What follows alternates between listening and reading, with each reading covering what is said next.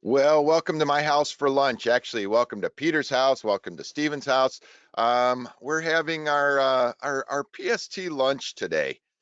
We were talking about different the various topics over the weeks. We're on episode 52 in in about 51 weeks or 51 days. Uh, as we launched into this webinar, obviously it was very focused on the technical because that's who we are.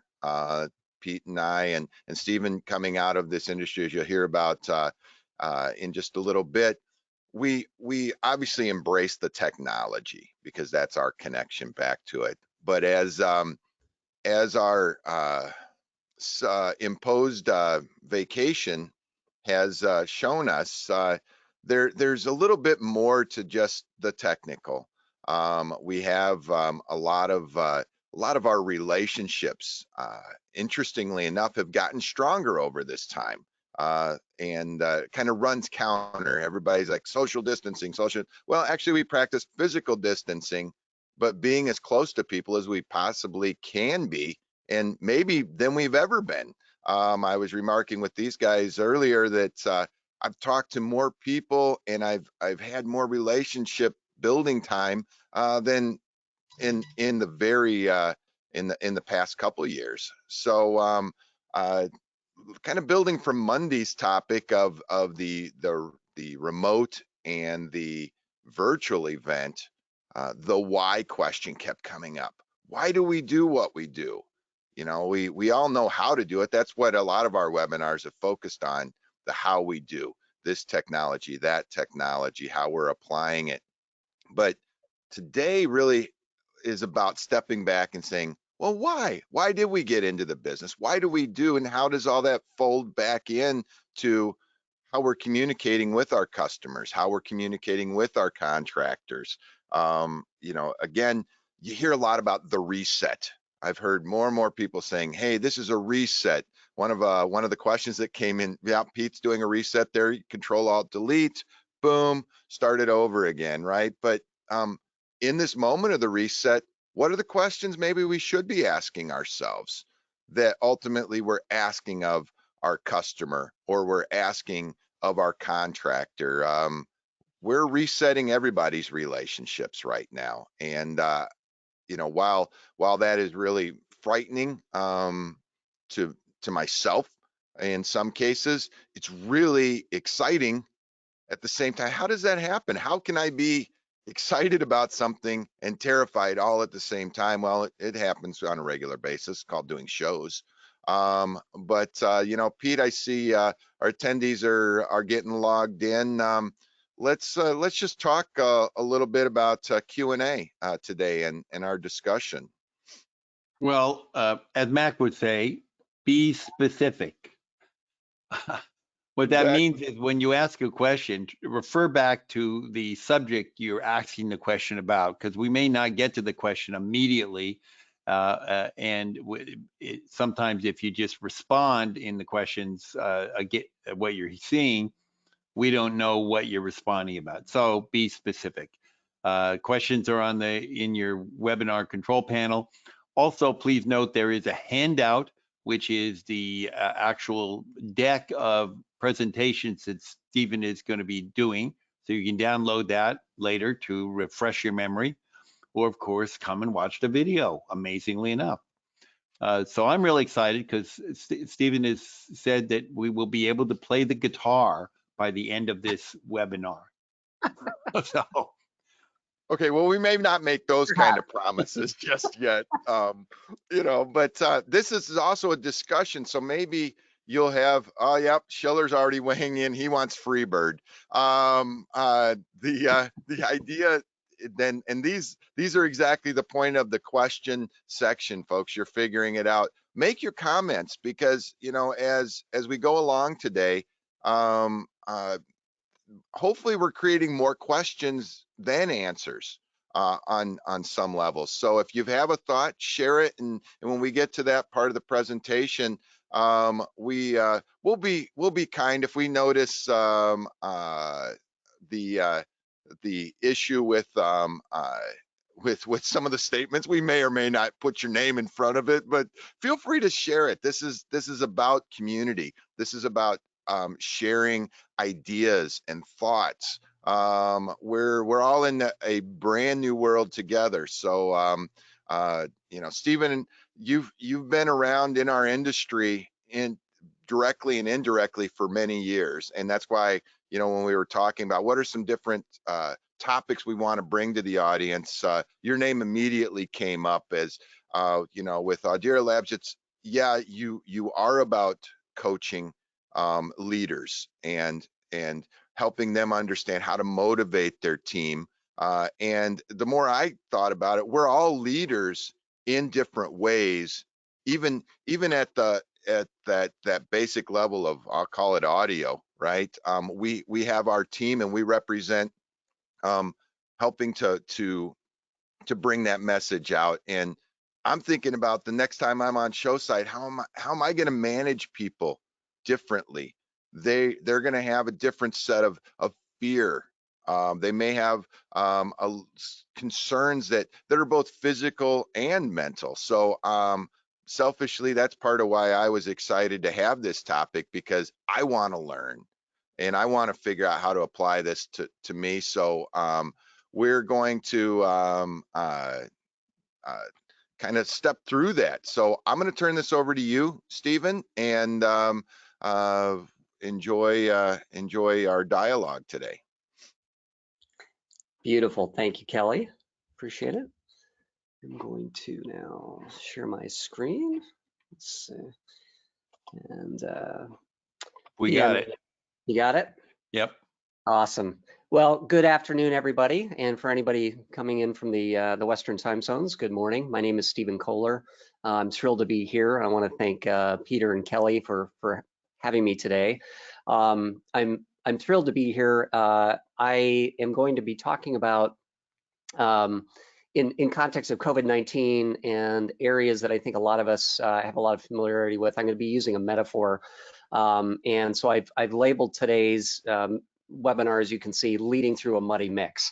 And with your permission, I'm going to use a lot of certainly my passion for music and audio as a metaphor as we weave through today, as how all of us can lead through these uncertain times. And I've got a few slides here. We're going to go through them, but I'm going to ask Kelly and Pete to just jump in at any point if there's some questions that before I'm wrapped up that anybody would like to explore. I'm going to provide a quick background. I'm not going to bore you with my details, other than to say that I've been very fortunate to really largely spend much of my career in the pro audio industry. As some of you may know, many of you on this call I may have had the opportunity and the pleasure to meet, but I spent many years working at Shure Incorporated in product management and marketing. But I've also spent a number of my career in other organizations doing similar functions at places like Kraft Foods and Weber Stephen Products. About 2 years ago, I had a passion really emerged for myself about people.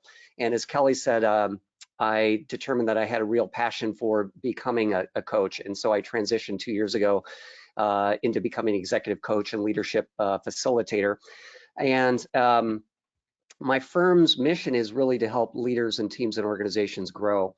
And as you'll note, one of my passions, of course, is music. So I look for ways to use music in a lot of my team workshops and webinars and other kind of instruction as ways that I can, help leaders think about ways to grow in kind of interesting and unique ways. So for today's context, I thought I would use a bit of a metaphor that I'm sure all of you are quite familiar with, being experts in the industry. And in thinking about COVID-19 and a lot of the topics that I know that Practical Show Tech have explored, I thought of this idea of a muddy mix, right? In so many ways, COVID-19, of course, has turned our world upside down in countless ways, and it's creating a lot of confusion and a lot of chaos. And at the heart of that, what I started to reflect on is the fact that it's really what many of us are facing that we struggle with is uncertainty, right? First and foremost, we've been uncertain about our health, our personal health, our family's health of our loved ones. But as it relates to our businesses, we've been uncertain about the economy. We've been uncertain about how our businesses will fare, how our customers are going to do, and our partners. And so today is really about identifying really kind of 3 ways that we can face that uncertainty and kind of lead through that. And with that, to kind of use this idea of cleaning up the mix, I want to start with something that Kelly just mentioned, because it's something I definitely believe, is that we are all leaders. You know, in the old school of leadership, there was this concept that you had to have a C in front of your title to be the boss or the leader. And I frankly think that way of thinking is old and dead. And I want to challenge all of us to think that we can be leaders. We are leaders, right? We're leaders at home, we're leaders in our community, and we're leaders at work, regardless of what title or position. Because ultimately leadership has to do with having a vision, creating followership, and creating action. And I think COVID-19 and the context that we're in now really provides that opportunity for us to step forward and lead in our own way. So I'm going to be talking about for 3 ways as leaders that we can all clean up the mix, as it were. And maybe, you know, as we go through this and at the end, I would really love to hear the reflections from each of you in terms of what you're noticing is effective, and any comments and thoughts about what you found to be effective in this time. So Kelly kind of mentioned this, but you know, one of the first things I've noticed is that in times of uncertainty and chaos, one of the first things that's really important for us to do is really step back and reconnect with our mission. And I know earlier this week, you know, Practical Show Tech talked about this, but I don't think it can be overemphasized, is this idea of, as whether we're an employee within a broader organization or we're leading an organization, to really use this time that we're experiencing to step back and say, you know, what is our mission? As Simon Sinek, of course, famously wrote in his book, what is our why? So what I thought I'd do in the first section here is talk a little bit about mission and how we can do that, what it is, how we can do it, why it's important, and some practical examples of how organizations have done that. Some of these words you're all very familiar with, but they get pretty confusing. So I thought I'd just spend a moment to kind of talk about what each of these mean and how they relate to your business. Mission is ultimately why you exist as a business. You know, why do we exist? You know, another way to ask yourself that is, what business are we truly in? And what customers, what stakeholders, what entities are we ultimately supporting?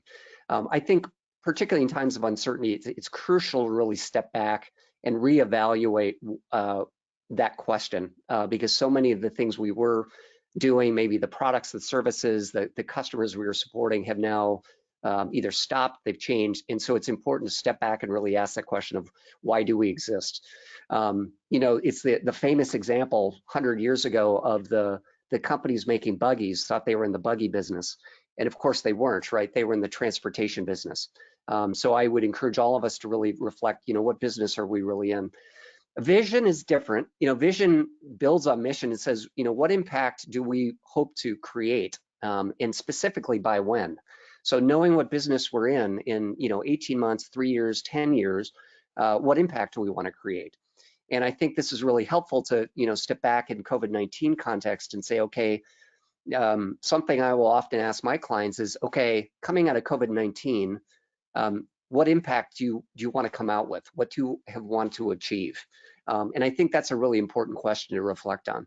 And then values, of course, blend in really well with that, which is stepping back with your team and your organization and even your customers and saying, what do we believe in? And how are we going to use those beliefs to kind of guide how we act?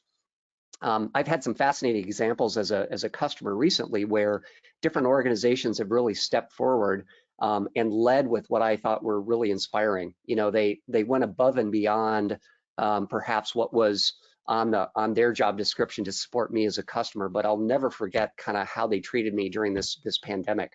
And it was a great example of how companies were really going above and beyond and living kind of their values. So why, you know, we hear a lot about mission, but the question is, why does this matter? And why do we need to think about this beyond a theoretical discussion? Well, in working with a lot of teams over the past weeks, one of the biggest things I found working with a lot of C-suite members especially is a trap. And the trap is leaders of organizations often they think that everybody in the organization and their customers, they get it. And I've heard folks say, well, everybody knows, why we're here and what we're doing, and clients get it, and the employees get it, and my peers get it. Well, that unfortunately is a big assumption that I think we as leaders have to really slow down and pause and make sure, because with COVID-19 and the disruption it's created, it creates a lot of confusion, right? So the trap is that we assume everybody knows what our business is about or what our roles are. But why it matters is the disruption we're experiencing. First of all, it creates uncertainty, right? As we know, that uncertainty then creates anxiety and confusion, often for our employees, our customers, our stakeholders. And then that confusion, in very basic terms, creates miscommunication, inefficiency, and poor outcomes, right? And why does this ultimately matter? Because by providing clarity of purpose, it creates an antidote to the uncertainty that we're all experiencing. So I'm going to provide a couple quick case studies. As some of you may know, as I mentioned, I had the pleasure of working for a couple companies, Shure and Weber. And I'm going to give two quick case studies where I noticed that they really kind of, in periods of disruption, went back to their question about why do we exist. Shure, as many of you may recall, in the 80s, of course, they've been in many businesses, but at the time they had quite a bit of their business in records, in vinyl. CDs came, and it provided a significant disruption to their business. And they could have, of course, said, well, we're in the vinyl business, so we're going to basically stop. And many of you know how that story ended. Of course, they didn't, and they had done a lot of this, let's say, inward reflection over the years to say we're not in the record or the vinyl business. We're ultimately in. Some of you may know this. I think they ultimately would argue they're in the confidence business. They're in the trust business. They're in the support business. And it happens to be through audio electronics and today through microphones and DSP and earphones. But they had done that work to really think about what business they're in. And although, vinyl going away and CDs coming in, it certainly had an impact, but it was a short-term impact. And of course, they flourished, as many of you know. Another company I had the pleasure to work with for many years was Weber Stephen Products. They're a grill manufacturer, as many of you know. And I'll never forget what the chairman, Jim Stephen, always said. He said, they are not in the grilling business, they're in the experience business. So through the decades of business, many of years were very good. Some of them, they of course had problems.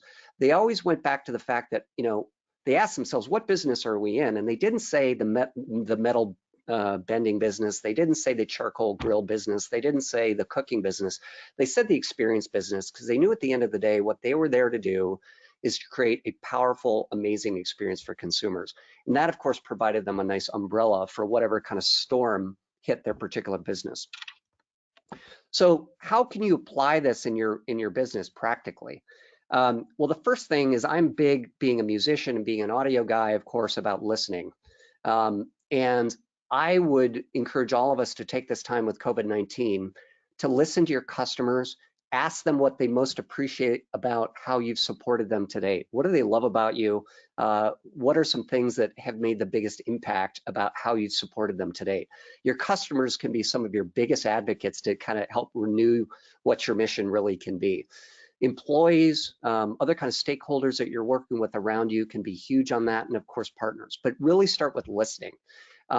Take that input that you're taking to listen and integrate it and update with your mission, vision, values.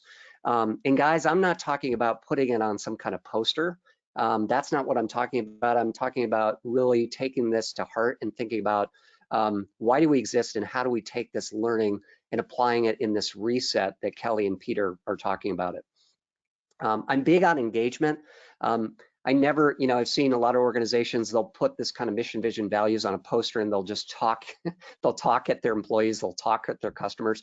That's not what my thought is at all. You really want to make this real and you want to engage people.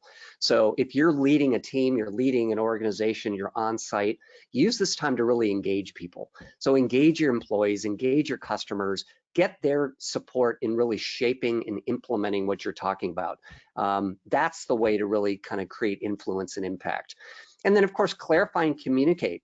You know, obviously we're in a virtual world right now, but think about ways that you can use Zoom, you know, Microsoft Teams, forums like this to clarify and communicate, particularly what your business, your team, your organization's about, and why you exist, and that you're there to serve first and foremost. And of course, you have a lot of other opportunities like website, town halls, and social media. So that's number one. I want to use that then to transition to kind of the second point that I've heard to be really valuable in this time of kind of reset. So number one is really kind of reconnecting the mission. The second one that I think often can get overlooked because we assume that it's happening is enhancing communication and connection. And I'm going to start with a quote. Some of you may have seen this quote before, but I like it a lot. And the quote goes like this: "The single biggest problem in communication is the illusion that it's taken place." And George Bernard Shaw said that. And I think everybody on this platform today, we're all involved in the communication business. All of you are experts in one way or the other, be it audio, video, IT. And I think you'll likely appreciate that, because many folks, I think, may presume that communication is occurring and it's happening effectively, but it's really not. So the reason I mention that in relation to this reset is that we as leaders want to be intentional about really making sure that we are effectively communicating and doing so in a consistent and intentional manner. So the trap that I've noticed a lot of us can fall into is that we're assuming that we are communicating and that we're doing so effectively. And so I included some quotes that I think we can all relate to. You know, we'll tell ourselves things like, well, I sent an email or I sent the text, so they clearly must have understood what I needed. Or, you know, clearly what they understood when I said that was, or when they said that, I assumed what they meant was. Now, of course, I think we've all experienced these things, but notice that the underlying presumption in all of these statements is an assumption. We assume that we've communicated our thoughts clearly. We assume that the other person has understood what we've meant, or vice versa. We assume that when somebody communicated something to us, we assumed what they intended. And I'll share a little quote that somebody wise once gave me. And the quote says that we as humans, we are assumption-making machines. We make about a million assumptions a day just to function. And most of the time, of course, that serves us well. The problem is that we apply those assumptions a lot to communication, and that's where it gets us into trouble. So why does this idea of trying to improve that communication now with this reset matter more than ever? Well, first of all, we as humans crave communication and connection more than ever. Our normal forms of communication, as we're all experiencing, have been blown up, right? So we have to find in this reset new ways to create that connection, and we have to adapt. We have to recognize that we're a social species, and that we need to find new ways to create that connection. You know, I used in that first metaphor around mission that providing clarity is an antidote to this uncertainty we're experiencing. I would argue that communication, or effective communication, is another antidote to this uncertainty. Because if I'm at least talking to somebody on a regular basis, it could be a colleague, it could be a family member, it could be somebody in another industry, I can at least start to share my experiences, my fears, my anxiety, what I'm struggling with, and that can be a real antidote to this anxiety or struggles that I may have. We have to recognize, though, that we're not all the same. We all process and communicate in different ways. And for those of you that are familiar with this idea of personality types, you know, a very basic one is introversion and extroversion. We all tend to process and communicate in different ways. So we have to make sure that we're not presuming that our style of communication, if we're extroverts, is going to land effectively with an introvert or vice versa. So we have to kind of find ways to kind of co-create with others. I'm going to give a quick text or a quick study from my own life. I have some folks that are very close to me in my family, and it's a classic tale that many of you may relate to of email versus text. And it goes like this. I've got one person that in my family that's big believer in email. Everything that he does is an email. The presumption is that the person on the receiving side also happens to be a fan of email. Well, I've got another person in my family that is a texter, and that person rarely, if ever, emails. And so the very humorous and yet interesting case study here is that, as you can imagine, they don't communicate very effectively because they're literally using different platforms, and they expect the other person to meet them where they are. So for those of you that may remember the old phrase, I want to encourage all of us to remember that we need to meet other people where they are and not presume that when we're communicating in a certain platform, email, text, Slack, whatever platforms we're using, that they're on that same platform with us. So there are three things that I like to think about when I'm talking about trying to enhance communication, and all of you on this call, I think, could probably add 1,000 other examples to this, because many of you, of course, are experts and work with this every day. But I'll talk about kind of three areas, and I'm going to use some musical metaphors with your permission. The first one is what you might call style, musical style, or you might say vocabulary. And it's this idea is to make sure that we're using the same language. And many of you are in roles where I think this example will apply. In many years in working in new product development, I got to work with engineers, I got to work with sales folks, I got to work with finance types, right? Just like all of you do. And one of the funniest things I would often see is when two people from two very different functions like sales and engineering would start talking, it was literally like they were talking French and Greek or German and Japanese. And they would keep just trying to talk in their same language, but at a higher volume, expecting the other person would understand. So the first thing I would encourage all of us is to really reflect, am I using the same kind of vocabulary, the same musical style, the same pitch, if you will, the same key signature as the folks I'm trying to communicate with? And if I'm not, how can I find a common language? So that's one. The second one is using a musical metaphor, of course, this idea of tempo or rhythm. And one of the biggest traps I see a lot of folks, particularly in team environments, is that they're communicating a different cadence, a different rhythm.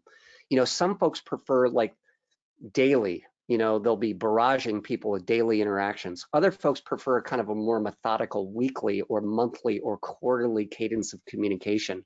Some people tend to be very structured. Some people tend to be very ad hoc.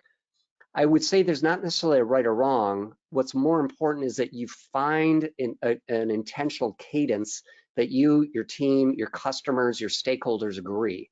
And we'll talk about in a moment some practical techniques of how you can do that. But be intentional about the rhythm, much like you would on a show, in a musical context, what have you. And then it sounds obvious, but think about the venue. In which you're communicating. I talked about an example earlier where one individual was in email and the other one was in text.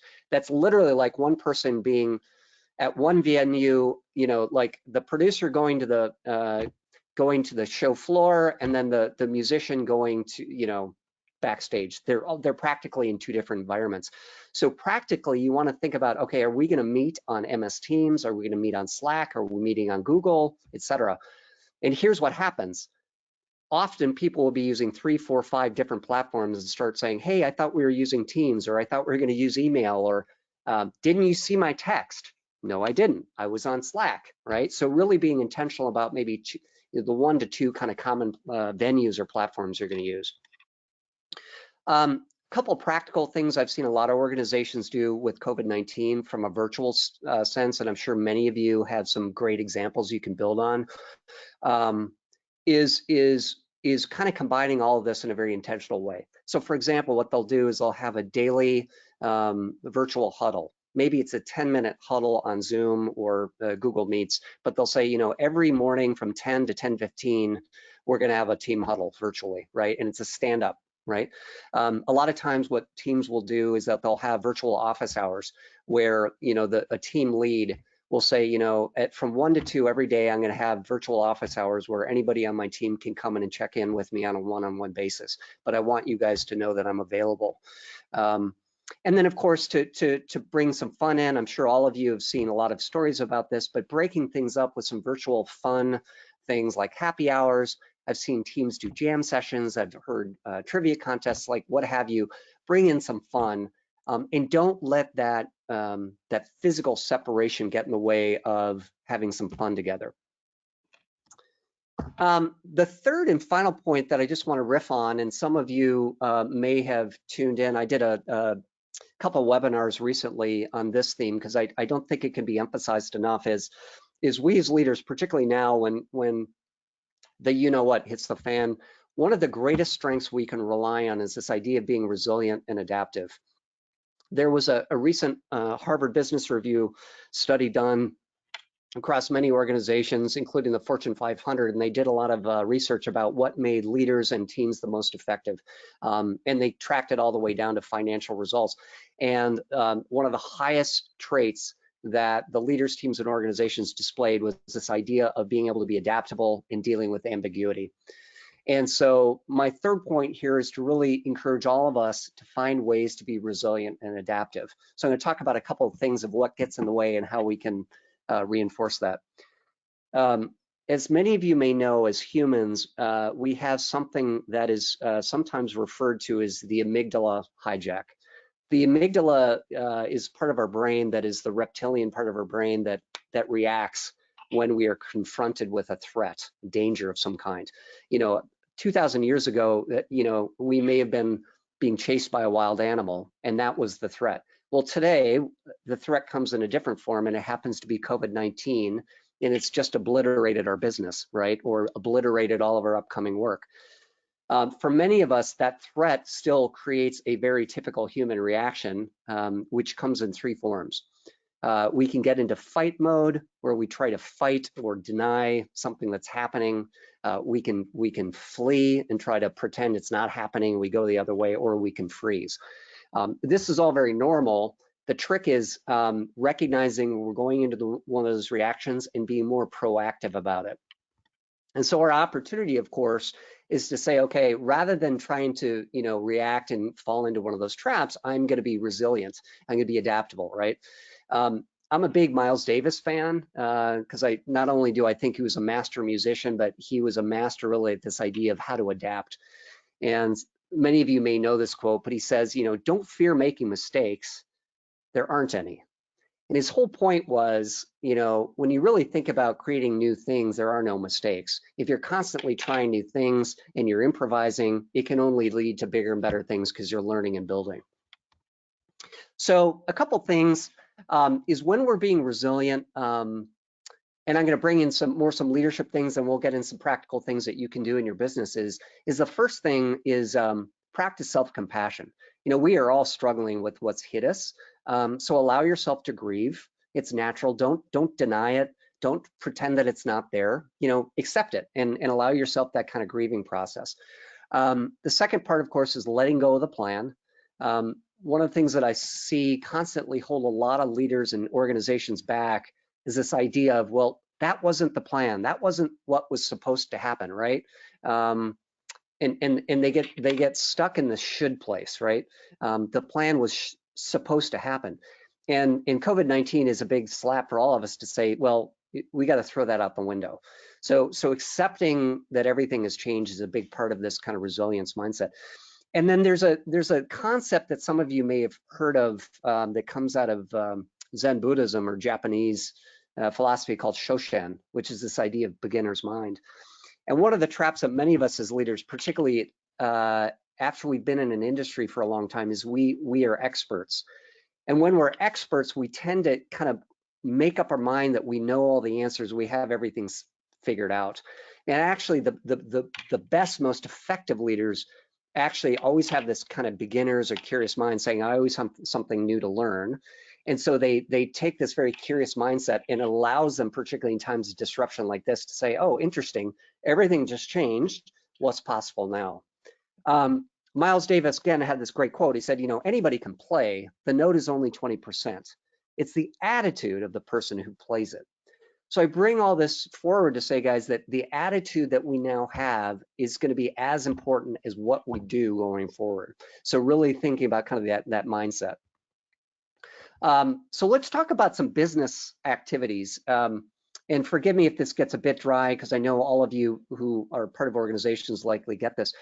But when a disruption hits all of us in the way that it has, I really believe it's helpful when we're thinking about being adaptable is to really start with listening.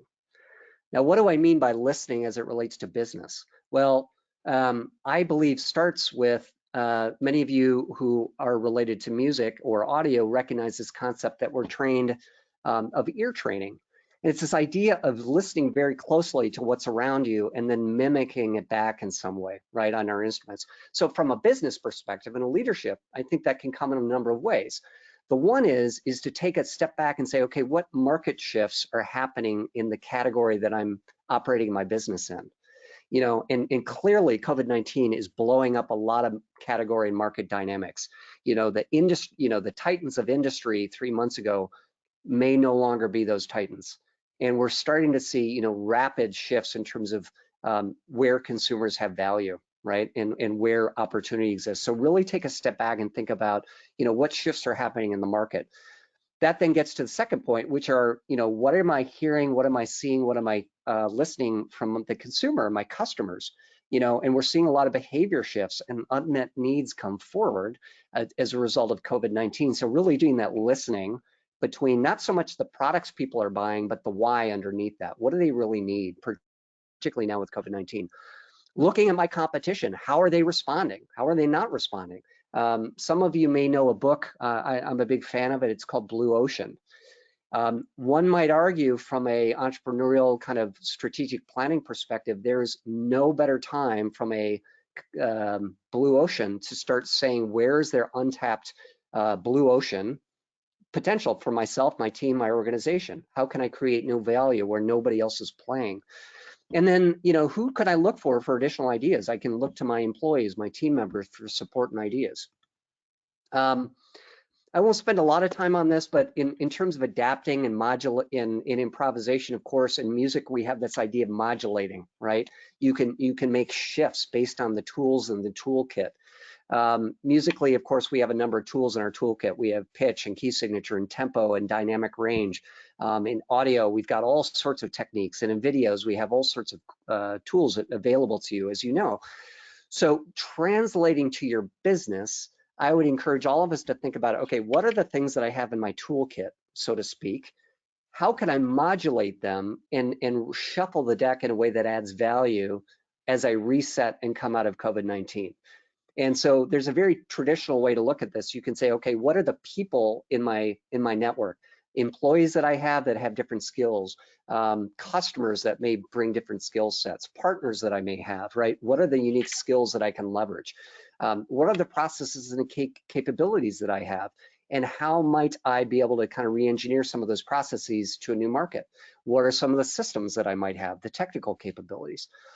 And so think with those tools in your toolkit, then think about, how do I modulate based on this tsunami that just came through?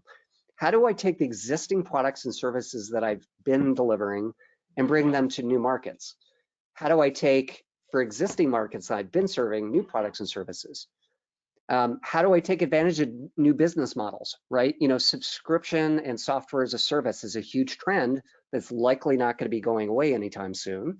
So how do I take advantage of that subscription mindset or appeal?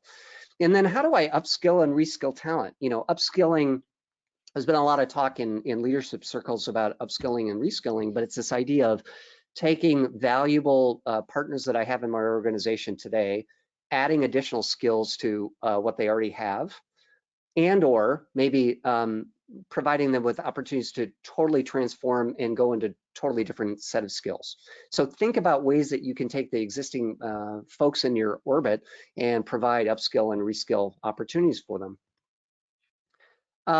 And then I'm a big fan, guys, of this idea, much like in musical improvisation, of experiment.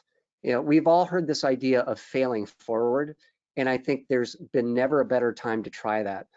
One of the biggest traps that I see a lot of organizations fall into is this idea of letting perfection get in the way of progress, and they get paralyzed and they just stop, or they get stuck in endless analysis. And my biggest invitation for all of us as we're adapting, we're trying, we're pivoting, is just do a lot of small experiments. John Coltrane, another famous jazz, he said, master your instrument, master the music, and then just forget about all that BS and just play. So as it relates to your business, I would encourage all of us to take a lot of time to just experiment and learn based, what worked, what didn't work, double down on the things that work, find people to partner with, and just keep constantly testing and remain curious, and then adjust based on the insights. Last couple of case studies, and I'm going to stop yapping. There have been, particularly as it relates to COVID-19, and I know that folks on this call through Practical Showtech have shared a lot of examples.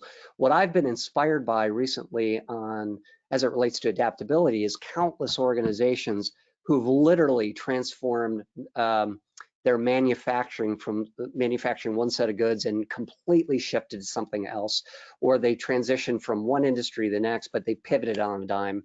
I'll start with a few examples. Many of you may know a local pro audio video manufacturer here in the Midwest called Sound Devices. I'm very inspired by what they've done. They're essentially in the audio video production market, and they began creating and delivering face shield production, which is amazing. Brooks Brothers, the clothing manufacturer, started making masks. True Value, the hardware retailer, started making hand sanitizer. Famous chef Jose Andres started finding ways to deliver food to the homeless, or to those that sought food. And I use that to challenge all of us to think about ways that we can also be adaptive in this time. And all it takes is that first step of trying to, first of all, connect with your mission, think about how you can connect and communicate with others to build, and then experiment and adapt. So with that, I'm going to open it up to discussion, and thank you all for listening in. I'll turn it over to Kelly and Peter. Hey, thanks, Stephen. Appreciate you walking us through that. I was just going through a lot of the attendees that are on here, and I of course recognize a lot of the names, partially because of invitations, partially because they've been watching since day one of our various webinars. And one of the important things I'd like to say, thank you to the production companies that are really the front line for our industry of being those adapters, that they are the people that are talking with the clients, and without them we don't do meetings, we don't do events, and I'm saying that in a very forward-looking statement, because at this point, as we're far enough into the process, everybody's probably getting weary of hearing, we will meet again someday, we will do this, and we will, right? But in this short-term window, which could be short to medium term, we're seeing new challenges. And so from that standpoint, one of the questions that came in was around the inherent challenge of technology now, when we're used to being in the same room and reading each other's body language, and how that eye contact works and all those things. How are we going to engage differently? Are there some suggestions or thoughts that you have around, obviously we're doing this visually, but man, it's been hard, Pete, over the last 50, 51, 52 episodes, learning to talk to my camera. I have a lot more empathy for our news folks. But beyond that, Stephen, what are your thoughts about trying to communicate over these mediums? I love the question, so thank you. And you're absolutely right. It's even I've found it struggling. So I'll give you a couple tips that I'm practicing, and then I guess I would open it up, because I'm always looking for new techniques. And I'll say I'll introduce it with this idea of kind of listening beyond the oral part, right? Many of us are experts in audio. So as it relates to Zoom or other kind of video conferencing platforms, we have to open up our how we're communicating on these platforms. The first one is it's basic, but the extent that you're comfortable, I encourage everybody to turn their cameras on. I know not everybody is comfortable, but there's something about human interaction that creates, particularly now, that eye-to-eye contact. So very practically, I would encourage all of us, ourselves, and then others we're on these calls with, to encourage people, don't make them, but encourage them to turn their cameras on. You can, of course, remind them of virtual backgrounds if they're uncomfortable. That then provides accountability. One basic thing that provides is not only connection, but I can tell if you're paying attention, or I can tell if you're totally distracted. So first one is make sure people are connecting with their eyes. The other thing, and this was true even before COVID-19, is to all practice what I like to call level 3 listening.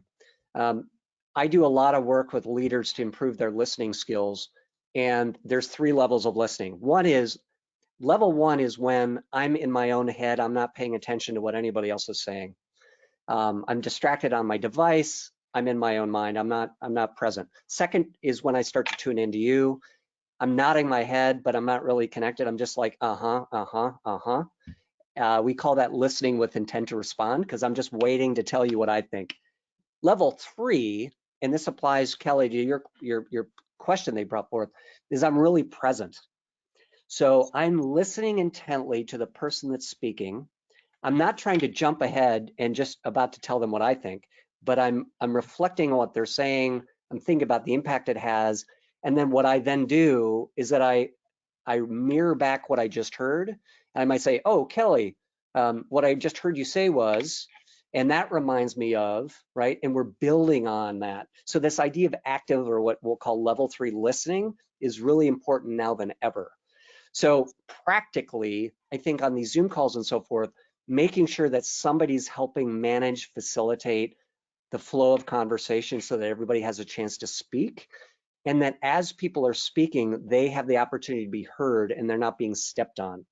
So there's a visual component, there's an auditory component, and then I think there's just a structure and a flow. I think timekeeping can be really important, is to make sure you don't get into the weeds and that you make sure you kind of stay on track. Great question.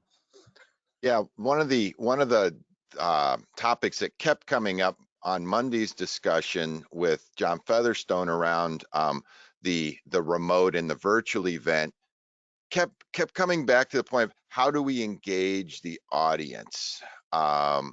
And it's, in some ways, it's very cumbersome to type questions. I know it's not hard, but it's one of those challenges of stopping listening so that you can start to type your question and then rejoin again, right?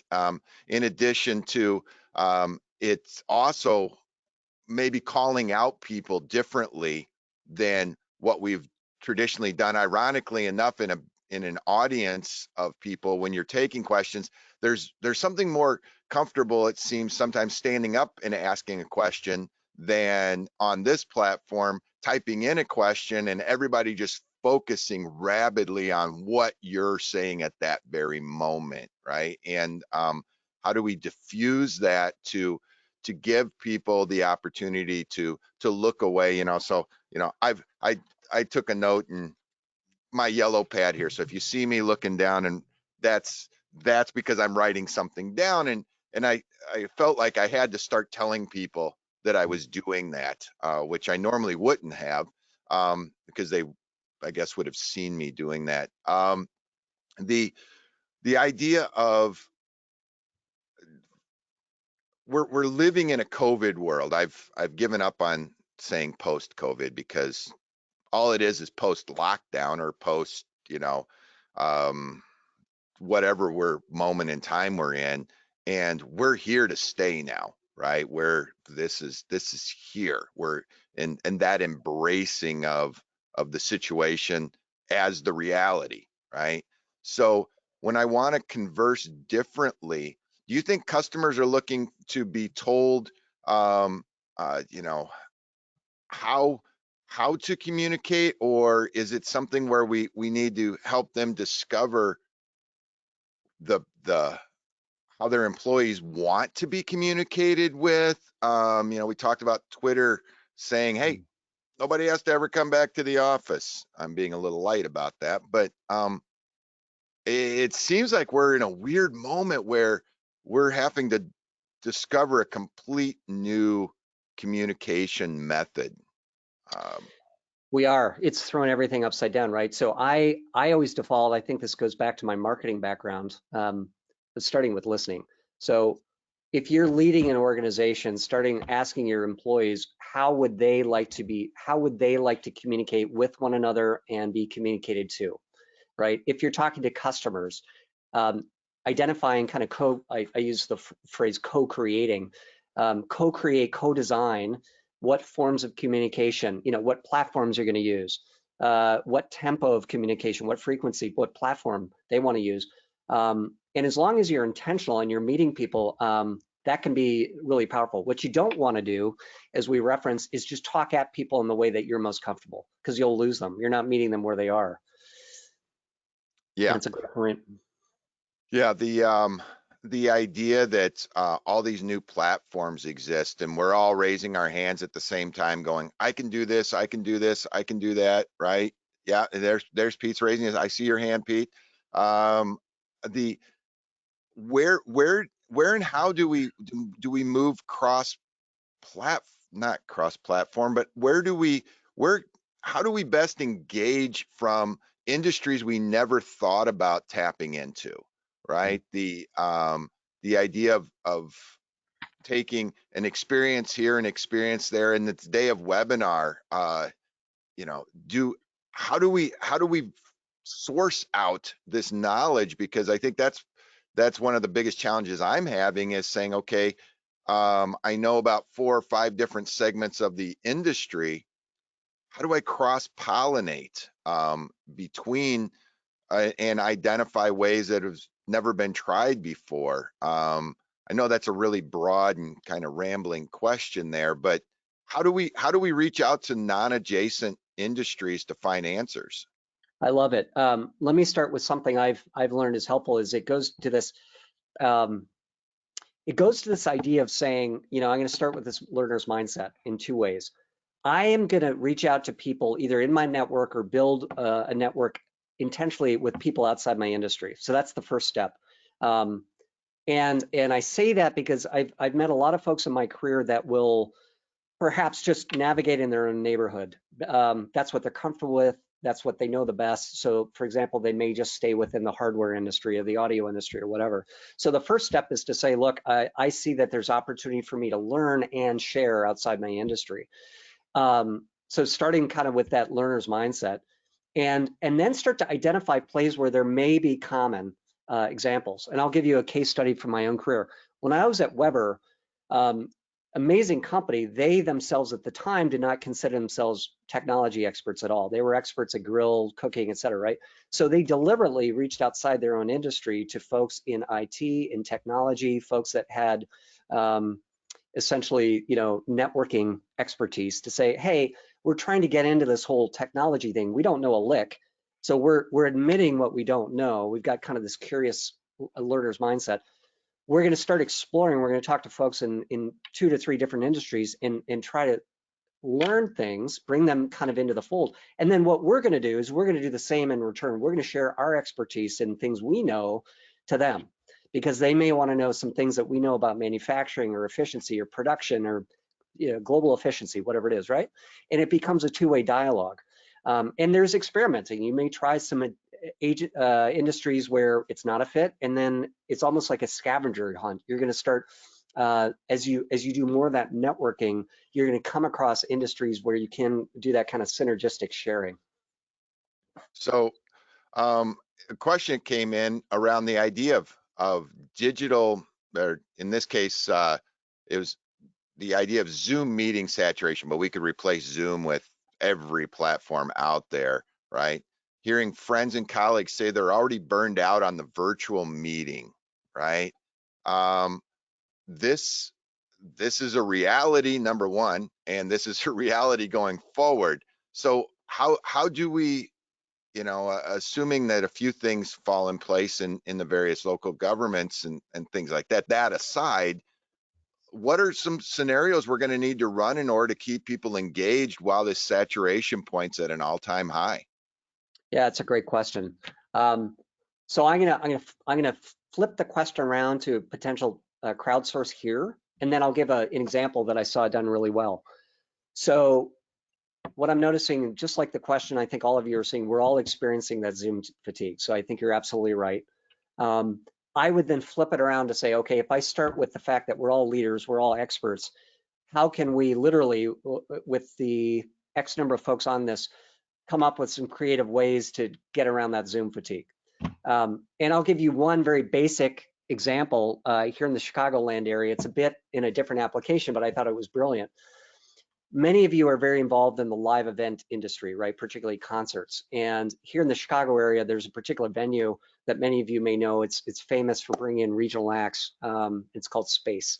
So the business model is we as consumers go to Space, we watch a concert, we have a great time. Well, that got blown up with COVID-19. They rethought it all and they said, okay, we can do some of the Zoom concerts and Facebook Live. What else can we do? And what they've done masterfully, I think, Kelly, to your question, is they said, okay, much like a restaurant has delivery or to-go food, we're going to have delivery and to-go concert experiences that are live with certain parameters. So they've literally taken certain artists. People will hire that artist to come to their front lawn. They will say, okay, no more than 10 people, 20 people in the front lawn, and we're going to have a live curated experience. It is a bit outside of our traditional conversation, but what I loved about it is they didn't just stop with, well, I guess we're stuck with Zoom or Facebook Live. We're going to find a way to deliver an in-person experience until we can have 2,000 people in a venue, right? So with that kind of creativity, I would then say to this group, how can we reduce some of that Zoom fatigue? And I would say, let's brainstorm. Let's create maybe different venues where maybe we can use different technology platforms. If we're tired of Zoom, can we, if nothing else, do we want to intermix phone or text, or when the time allows, can we be socially distanced and have a face-to-face conversation 10 feet apart, right? Let's be creative. So I think the question isn't can we, it's how do we, right, in a creative way. Right. So it sounds like the physical. Go ahead, Pete. Oh, I just wanted to say that one of the things I discovered years ago for me, that face-to-face communication was less productive than talking on the phone. Mm.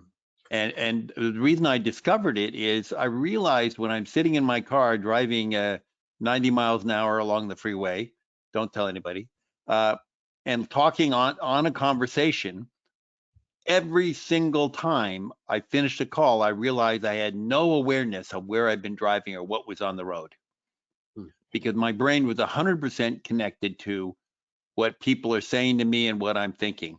And I was in a dream state. I was imagining what the people were talking about. And I miss that when I'm doing face-to-face communication. I don't get that. And how do you think that voice versus FaceTime improve or detract from communication? Do you hear less if you can't see them, or do you hear less if you can see who you're talking with? Pete, I appreciate the question. I think one of the things I've noticed is that we all, I'm sure we've all heard this, but we all learn and absorb information differently. Some of us are visual learners, so we'll appreciate, text or slide or something written out, or that face-to-face. We appreciate that physical kind of body language. Others of us are more oral learners. I know for myself, it took me a long time to figure this out. Maybe this is obvious to those that see the guitars behind me. I'm an oral learner. So literally, if I'm in a meeting, even a virtual meeting like this, and somebody's presenting something visual while they're talking, I will literally shut my eyes because I process more effectively with my ears, right? So I would say tap into what you've learned about yourself and what's most effective and try to lean into that. So it sounds like, Pete, for you, that oral kind of phone aspect is really effective. Others may really appreciate that visual kind of in person. So lean in on that. Could it be that what people are getting over upset about with Zoom fatigue is they no longer can dream while they're listening to somebody talk. They're stuck in this this picture, this video on the screen. Yeah. And I think Kelly, you made this point. There are so many, literally just now, we're having to process so many things simultaneously. It's what I'm saying, what I'm thinking, what I see on the screen, and then if I'm having to manage a slide deck, I mean, that's a lot of things to psychologically balance. So one of the things I think drawing this fatigue is the fact that we're having to manage 10 things at once, whereas if we're in person, it's more automatic. You know, to that point, are we at a phase in this where I need to give permission to my listeners to not pay attention, right? In the sense of saying, hey, there's 12 of us on this video call, or there's 12 of us in this presentation. I'm gonna be intentional and say, look, everybody, I want you to turn your cameras off for now. I don't need you to feel like you have to make eye contact with me this whole time. If you want to, that's great. If you want to look at the slides, that's great.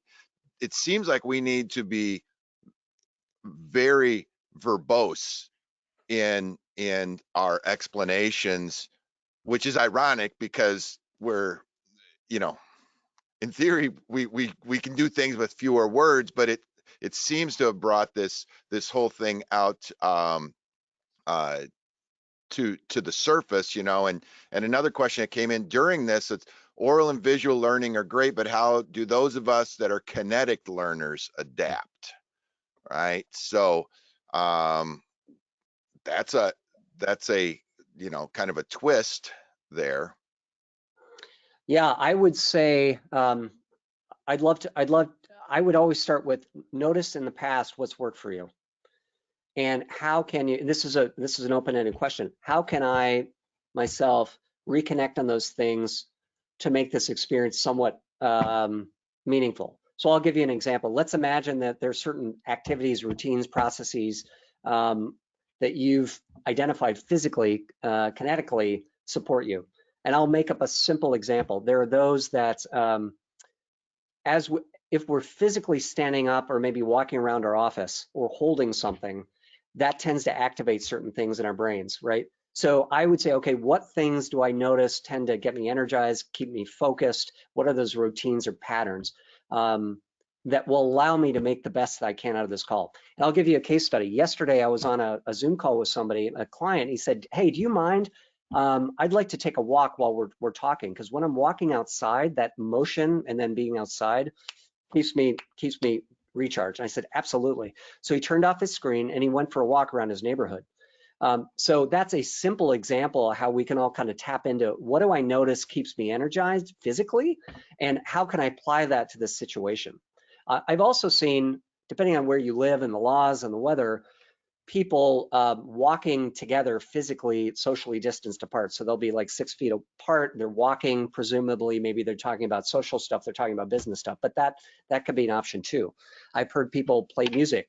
I've heard people exercise, whatever that physical activity that keeps you focused and energized, I'd lean into that. It's interesting you bring that up, because one of the for the remote experience, we are all drawn back to team building, right? And those of us who have done a lot of events remember the bike building, right? That seemed to be tied into every single corporate event we did. If you were team building, you guys were building bikes, right? Brings a tear to your eyes when you see all the kids flood into the room and, the happiness and the story, right? And, we're like, okay, well, great. What is team building? And your example started getting me thinking about that. Is that a care package that gets shipped to each employee that's going to be a part of this event that, won't hold on to it? They'll open it up and look at it ahead of time. But the idea of being able to experience something together, right? That is it more money? Absolutely. Is it? But that's almost it's an irrelevant discussion on one level until you get to that phase where everything's on the table, right? And looking to do that. This question came in that takes us a little different direction, but it's still about motivating to think differently. Are there some specific steps you would recommend for someone trying to reboot a career path or considering a different path, right? With with that everything's on the table mentality, I'm Thank you for the question. I'm smiling. I'm very passionate. I'm passionate on that topic for a couple of reasons, guys. I've had the pleasure, I would say pleasure, of going through that very question, that challenge, that exploration, that journey a couple times in my career, most recently making a significant transition into starting my own business. So I have a personal empathy for that question, and I do a lot of personal coaching around that topic. I'll give you kind of a very generic three-step, and I would be happy to talk to you further offline to get in more depth. The first thing is, in this, I know is going to sound trite, so the trick is actually doing the homework around it. The first one is really thinking about what lights you up, your passion. Be honest. And the reason I say that is a lot of times people just skip over that and say, well, I could never make money doing that, right? Many of us in creative fields have felt that. So really doing some exploration about your passion and what those are without any kind of filtering about, well, I couldn't make money at that, I'm terrible at that, blah, blah, blah. Like, keep that off the side. Second one is having an honest assessment of your skills. Skills and passions are often overlapping, but very different. I might be very good at, I might be very good at marketing, but I have no passion for it. I may be very good at math, but I have no passion for it. I might be great at guitar or passionate at guitar, but be terrible at it, right? So being very clear about those two columns. And then the third bucket, of course, is thinking about where there might be opportunity and demand and need in the world. And spending a lot of time with those kind of three areas. And then designing what I would call some experiments. And I'm big about doing networking as you've done that homework, starting to network with people in different industries, different companies, and exploring how your passions, your skills, and where there might be opportunity could fit into a potential role. And the last thing I'll mention, guys, is that there's this very powerful thing called the shadow job market. The shadow job market is this idea that something like 80% of the jobs that many of us get are often not posted because they're an idea in somebody's head. The hiring manager, if you will, hasn't even gotten approval to hire that person yet, so they haven't posted a job. And yet, when people start networking behind the scenes, they'd be like, oh my God, Kelly, oh my God, Peter, you'd be great for this job that I haven't even posted yet. Let's talk, right? So keep in mind, even with COVID-19, there's this powerful value of kind of getting out there, networking, and exploring, because it may translate into a job that doesn't even exist on paper yet. So thank you. I'm happy to talk offline for further reflection. Yeah, so it sounds like the two big takeaways on that point is, seeking out, what your passion is and building around that. Obviously, there's a lot of short term, that people need to obviously make a living, but at the same time, something that we're passionate about. And then the number two is continuing to have communications, right, with people, whether it's in an area that is directly what you're interested in, or maybe not, right? That's one of the things I'm discovering about LinkedIn and the power that it has to converse with these adjacencies, because I use that word a lot, but I'm a very big fan of adjacent marketplaces, because that's where most of the freshest ideas come from, is something that wasn't intended for that particular marketplace, but it has found success, right? So these are going to be challenging times. Trying to get that magic answer probably doesn't exist, and the collaborative nature of our industry, though, like to use your musical metaphors, working as a group. I for one, hopefully people on these that are watching right now know that that's something I'm very big on, whether it's a job I'm working on or not. Like Pete, I want to share what my experiences are. Ideally, I'd love to share with you what didn't work, what I failed at. And to me, it seems like a good time to share failures, because with everything being so on the table, I feel very, very comfortable being transparent, honest, even vulnerable to a certain extent, because I don't expect anything out of the relationship. I understand There is no work to be had there. So anybody on this, if you see my caller ID, I'm not calling for work. I'm calling to simply stay connected, right? Because I understand that when there is work to be had, we'll all clamor for the same thing, and I'd rather build a relationship or strengthen relationships now, which seems to be what you were going towards. But Pete, do you have our slide there so we can throw up? I will. I just wanted to say one more thing. Please do. I'm a rabid anti-assumptionist. When somebody called me for a job, pretty much the first thing out of my mouth is, well, what do you want? Where's your tech spec? Where's the design you want to do? Who are the people we're going to be working with? Do you have a contact list? And it's like pulling teeth to get that information out of even good producers and TDs, because they haven't thought of it yet either. But I find that if I ask for what I want back from them clearly, could you send me a contact list? Could you send me a list of who has to communicate? I don't need a design for the comm system. I'll do that. And ultimately it works out better, because then I can do my job better. Right. So that idea of in that case, where we're talking about shows, right? But Yeah. that reality goes back to what you said, Stephen. When you're communicating, don't make any assumptions, right? Yeah. That here's what I want to accomplish in our conversation today, right? Now maybe I'll probably say that a little more, diplomatically or friendly, but the idea of clearly stating, this is what I would like to accomplish in this conversation, or this is what I intend to ask for at the end of our conversation, which is kind of counter to how some sales trainings that we've all been a part of are. And because we're not making sales right now, we're building relationships, or we're strengthening relationships, and it's a little different take on certain things. And the one thing I'll add to both what you said, Pete and Kelly, is and very much what I'm doing my best to practice is, people will remember 10, 20 years from now how each of us led in this moment. Were we the guy, as you just said, Kelly, that kind of calls up and the other person thinking, oh God, they're going to ask for something, they want something, right? Or are we the ones that very genuinely come in and say, hey, how can I help you? Right? How are you doing, really? I'm just here to chat, right? They'll remember that genuineness.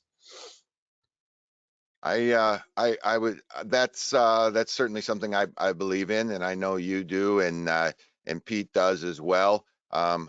Pete's always, I have never a doubt where Pete stands on a show on any given topic. Right there is where he's standing. And there's something very refreshing about that. And that. So I thank you, Stephen, for being a part of today's lunch. I hope everybody, got a chance to eat while we were talking. Really, really nice to see so many different, names, and so many names I knew, and I appreciate that. And we'll look forward to when we get to connect up in person again. But meanwhile, let's value our communication tools we have right now. Reach out to Stephen if you want to continue any conversations.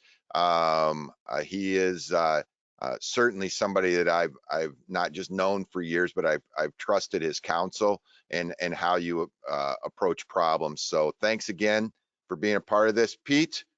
Go make some Even lunch. I hope to see you at maximum recreational dive depth soon. You That's got it. right. Common patty buddies there. So enjoy. Everybody have a great day. Thank you so much. And we'll see those of joining for the 5-hour set, shoot, strike today. The reality of TV and video production when you don't actually have time. So And that webinar is 5 hours long, so you should enjoy it. it won't be. Anyhow, Bye-bye. thanks Bye so all. long, Thank you. everybody. Great being with Have a you. great Stay one. safe.